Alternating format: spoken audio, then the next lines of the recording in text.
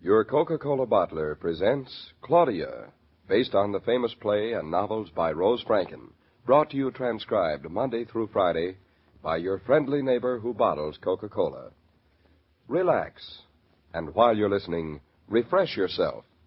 Have a Coke. And now, Claudia.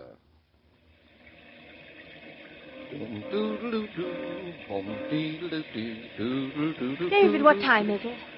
Goodness, isn't it pouring rain? It's exactly 3 minutes after 8 a.m. Eastern Daylight Saving Time, and it certainly is pouring rain. We've made the New York train. I never thought we would. No, we made it with 7 minutes to spare. Now we can sit in our car and relax. David, are you sure we ought to live in New York all week? I mean, isn't it awfully expensive? I mean, even though we are living at Julie and Hartley's. Listen, you country mouse. It won't cost us a penny more than here. Unless you start buying bargains. I promise I'm not going to spend 1 penny. Good. I'm not even going to look in a shop window. Good. No matter how many bargains. Good. I'll believe it when I see it. Look at that rain. You don't believe me? About bargains? No. Hear the rain? You know, I thought it was April showers and May flowers, not the other way around. This is no shower. It's a junior grade flood. 2 more days up here, and I'd start building an ark. It's been raining ever since Saturday. Oh, it slowed down for 10 minutes yesterday. Yes. Remember? 10 whole minutes. That only made it seem worse. David, why does the country seem so much worse in the rain than the city does? Oh, you can see it so much better. I think by Friday the rain will have stopped. Well, it better have. With the sun will come Gertrude. I wonder what kind of a maid she'll be. Well, Gertrude being the plumber's sister-in-law, I wouldn't know. David, you don't think we're quitters, do you? Going off to New York and leaving a house full of mess and carpenters? Well, a little. But we'll be back Friday. I know. Only when we closed the door, the house looked like it was staring at me with tears rolling down the window. And Bluff and Shakespeare? It's awful to leave your cat and dog with strangers. No, Jared Tucker isn't a stranger. He sold us the house. Besides, you left him enough instructions to fill a 5-foot bookshelf. No, really, shouldn't we have taken them along, darling? Julia and Hartley's beautiful house would be delighted to have a Great Dane and a Persian cat running around in it. Say, my watch is slow. It is? Yeah. I better get a move on. Park the car and buy a new commutation ticket. What happened to the old one? Nothing, except that it expired. Oh, they do that at the end of the month, don't they? Yes, regularly. But, David, listen. I don't think you'll have time to do both. Both of what? Buy the ticket and park the car. Oh, this couldn't be a plot, could it? A plot? What do you mean? I mean, it couldn't be, you want a last chance to get your hands on the wheel before you get orders from Dr. Rowland to stay out of the driver's seat. Oh, now, come on. The parking place is only just across the street. But it's pouring. I have an umbrella. Besides, it's worse for me standing in lines to buy tickets. Anyway, it looks like the shower's over. It does, doesn't it? All right, Barney Oldfield. Take her away. Sometimes you're so sweet. I almost love you. Never mind that. Now, meet me on the platform in exactly 3 minutes and a quarter. Hey, you forgot something. What? Let's see, I got our suitcases. You didn't kiss me goodbye. For 3 minutes and a quarter, it doesn't pay. Oh, don't be such a gentleman. All right. Consider yourself kissed. Now, I don't want to miss our train. I've got a client coming at 10. I'll consider it.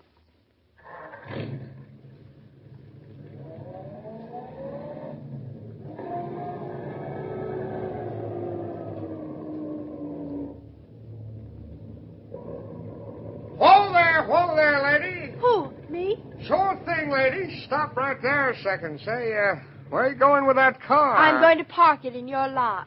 Isn't that right? Good enough. That's fine. Here's your ticket. That'll be 35 cents. Let's see. 25, 35. Here you are. Yeah? And here's your ticket. Thank you. Say, tell me, lady, how long you planning on being here? Me? Yes, ma'am, you? Oh, about 3 minutes. I'm catching a train to New York. I'm sorry, lady. Let me make myself clear. what train are you coming back out on? Oh, we won't be back until Friday. Until Friday? Mhm. Why didn't you say so before? Well, I did, as soon as I knew what you wanted to know. You can't put that car there if you're going to leave it here. I can't. Why, lady, you'll be blocking traffic if you leave it there for a week. Well, where should I put it then? There'll be all kinds of people who won't be able to get out with their cars. I see what you mean. Well, just tell me where to put it, and I'll be glad to put it there. And if people can't get out with their cars, you know what's going to happen at home? The lamb chops will get burned. Lamb chops? Tell me where to put the car, and they won't get burned. And when the lamb chops get burned, everybody's going to get sore. They're going to be sore at me, and they're going to be sore at the little lady who parked her car in the wrong spot. Now, listen, look here. I've got to catch a train. Lady, And take it easy. Take it easy. I've been watching people around here catching trains for 20 years. You'll catch a train, all right, I promise my you. husband is waiting for me at the station. Can't you park the car for me? Why, lady, I'd be very glad to do that That's for you. fine. It's really very nice of you to do this. And I know my husband will appreciate it. Lady, look, you got me wrong. Now what? I said I'd be glad to park your car for you, only I can't. Oh, please. I've only got about 3 minutes to catch my train. Lady, didn't I tell you not to worry? I'd be very happy in the extreme to park your car, only... Only what? Only it is not allowed, not permitted. You see, we're not bonded, and we are not allowed to touch people's cars. Now I've got about 2 minutes to catch my train. Now either Lady, you park... Lady, I am here to offer you a bargain. This is one time in my life when I'm not interested in bargains. But you have not heard this one yet. Lady, I am here to offer you a special weekly rate. I'm not interested in special weekly rates. I'm only interested in catching my train. Please. Say, how much is that special weekly rate? Now, first, here is your 35 cents back. Would you give me back my ticket? Why? 7 times 35 is how much? Please, I'm awfully slow at multiplication. Where can I leave this car? I told you not to worry, lady. You will not miss the train. Oh, look at all the people in back of me. I'm stopping traffic. 7 times 35 is $2.45. Now, remember that. $2.45. What of it? What of it, she asks. Now, I am going to make you a special rate of $2. Flat. $2. How do you care for that? Please, where can I park my car and I'll go away and never bother you again, I promise. A saving to you, madam, a net saving of 45 cents. Do you realize in these inflationary times what it means? A savings of 45 cents? I'm not interested in inflation or in anything except parking my car. And my husband is waiting. Okay, lady, okay. Let it never be said that Lewis used unfair means on anyone. Let it never be said. You can park your car over there, yes. Here, I'll just jump up on the running board and direct you. Oh, thank you. Now, right over there, lady. Now, whoa. It's right in there. Perfect. Very, very neatly done for a lady. For anybody. Well, that's it. Now, just slide it in there as nice and easy as a sardine. Nifty, lady. Positively nifty. I thank you. How much did you say I saved? Why, 45 cents. And, madam, that is not the half of it. Oh? For the weeklies, as I call them, I wash your car once over lightly the day before you take it away. You do? How lightly? Well, usually I charge at least, if you'll pardon the expression, another 6 bits for a job like that. I don't know why I'm listening to all this, because I have to catch a train. 75 cents and 45 cents. How much is that? $1.10.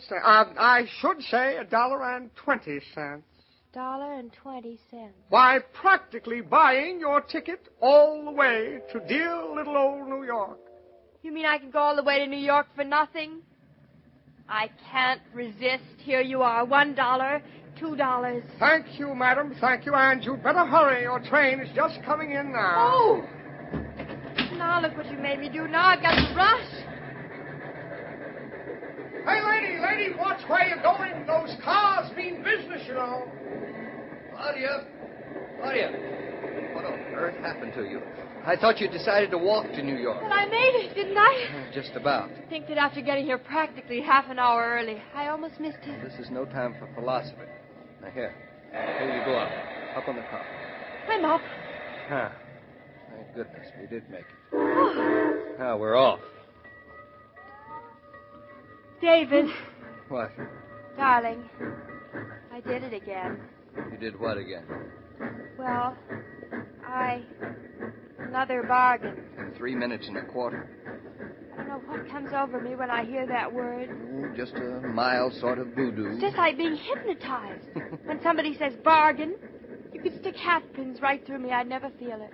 Well, was it a good one this time? Wonderful. I saved $1.20. That's fortunate. Here, we can sit right here. Oh, wonderful.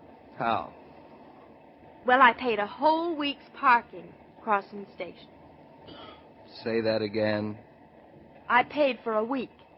It saved $1.20. That's what I thought you said. The only trouble is, David, we have to stay a week, or it isn't a bargain. Oh.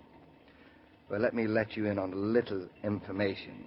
It isn't a bargain anyway. Well, I'll add it up for you. Don't bother. I added it up last week. He offered me the same Yankee bargain. Say that again. In days gone by, that Connecticut character would have been peddling wooden nutmegs and selling them to people like you. I don't get it. All right. How much is it a day? 35 cents. And 5 times 35? Is, exactly $1.65. $1.25 times 7 is... David, you can't add. No, but I can multiply. Well, if you can multiply correctly, it's $1.75. Oh, it is it? Well, that's beside the point. And what were you doing when you paid $2 then? Me? Oh, I was buying wooden nutmegs. Some women take household chores in their stride, working comfortably through the day. They regard the job of homemaking as their husbands regard their office and factory jobs. And they know it's wise to take time out every once in a while to relax. They keep the refrigerator well stocked with Coca-Cola so they can reach for an ice-cold bottle of Coke and enjoy the pause that refreshes. How's your supply? Better put Coke on today's marketing list. I know something, Mr. King? Well, what's that, Louis? I just realized that's the Naughton's car. Say, they paid me for the week already. I have to give the little lady her money back. I'm sure she'll be relieved to get it, Louis. Say, how come they're rushing to New York that way? Mrs. Naughton, Claudia, has to see the doctor, Louis. Well, nothing serious, I hope. Oh, I hope not, too, Louis, but we really won't know till tomorrow. Is that a fact? Well, keep me posted, Mr. King. I'll be seeing you. So long, Louis. And as I was about to say, every day, Monday through Friday, Claudia comes to you transcribed with the best wishes of your friendly neighbor who bottles Coca-Cola. So listen again tomorrow at the same time. And now this is Joe King saying au revoir. And remember, whoever you are, whatever you do, wherever you may be, when you think of refreshment, think of Coca-Cola. For Coca-Cola makes any pause the pause that refreshes. And ice-cold Coca-Cola is everywhere. These broadcasts are adapted for radio by Manya and Roger Starr, and the entire production is supervised and directed by William Brown Meloney. And now here's a word from your friendly neighbor who bottles Coca-Cola.